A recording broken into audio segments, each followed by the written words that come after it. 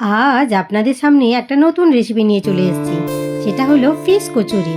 তো ফিশ কচুরি বানানোর জন্য প্রথমে তো ফিশ দিয়ে ভালো করে মশলাটা করে নিয়েছি। তো কি মাছ দিয়েছি, ভেটকি মাছকে এরকম ঝুড়ো করে মশলাটা বানিয়ে নিয়েছি। তারপর ভালো করে ময়দাটা মেখে, ময়দা এরকম গোল গোল করে তার মধ্যে পুর দিয়ে ময়দা গুঁড়ো মাখিয়ে আবার রেখে দিলাম।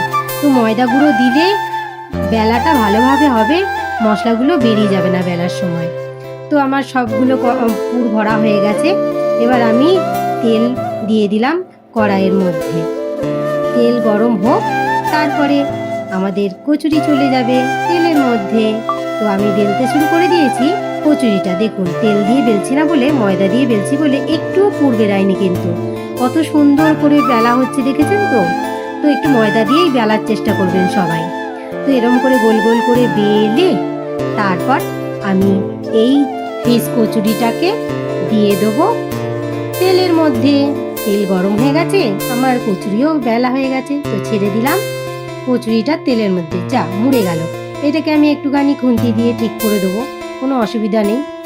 তো আমি একটু ঠিক করে দিচ্ছি এটাকে।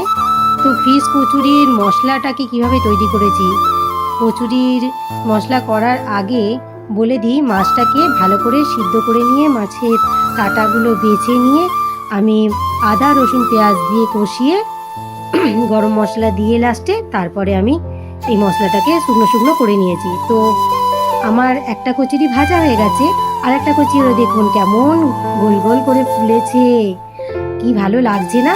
এই কচুরিটাকে এবার আমি তুলে রেখে দিলাম আমার থালার মধ্যে, যেখানে কচুরি রাখছি।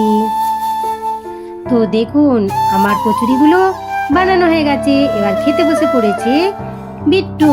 পাতে কি নিয়েছে? এটা হচ্ছে ডিম চচ্চড়ি চিচিঙ্গা দিয়ে, চিচিঙ্গা মাছের কালিয়া।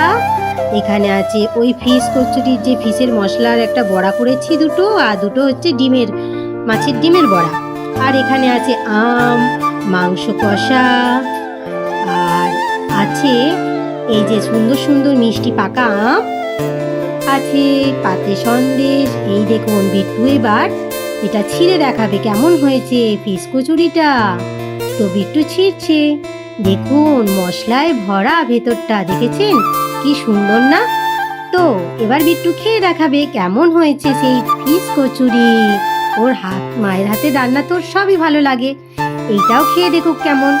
ও হো হো হো, কি সুন্দর, সেই স্বাদ সেই স্বাদ। আহা, বিট্টু খেয়ে খুশি হলেই আমি খুশি।